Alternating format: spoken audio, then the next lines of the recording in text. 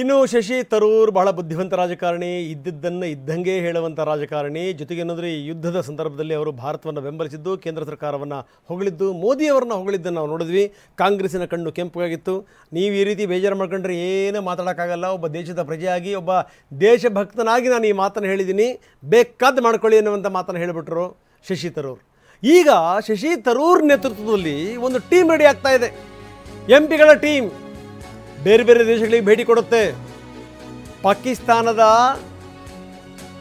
ನಿಜವಾದ ಬಣ್ಣ ಏನು ಅದನ್ನು ಬಯಲಿಗೆಳೆಯುತ್ತೆ. ಸರ್ವಪಕ್ಷಗಳ ಸಂಸದರ ನಿಯೋಗ ಪಾಕಿಸ್ತಾನದ ಉಗ್ರವಾದವನ್ನು ಇಡೀ ವಿಶ್ವಕ್ಕೆ ತೋರಿಸುವಂಥ ಪ್ರಯತ್ನವನ್ನು ಇದು ಮಾಡುತ್ತೆ.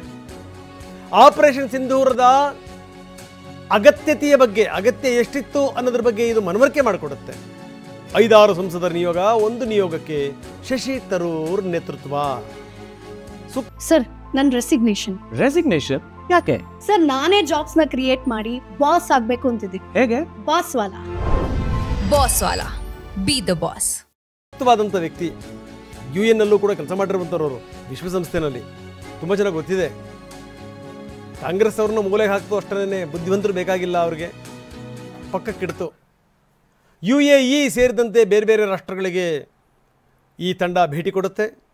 ಭೇಟಿ ಕೊಟ್ಟು ಯುದ್ಧದ ಅಗತ್ಯತೆ ಎಷ್ಟಿತ್ತು ಅನ್ನೋದರ ಮನವರಿಕೆ ಮಾಡಿಕೊಡುತ್ತೆ. ಜೊತೆಗೆ ಉಗ್ರವಾದವನ್ನು ಪಾಕಿಸ್ತಾನ ಎಷ್ಟರ ಮಟ್ಟಿಗೆ ಪೋಷಿಸ್ತಾ ಇದೆ ಅದನ್ನೂ ಕೂಡ ಮನವರಿಕೆ ಮಾಡಿಕೊಡುವಂಥ ಪ್ರಯತ್ನವನ್ನು ಈ ಟೀಮ್ ಮಾಡುತ್ತೆ.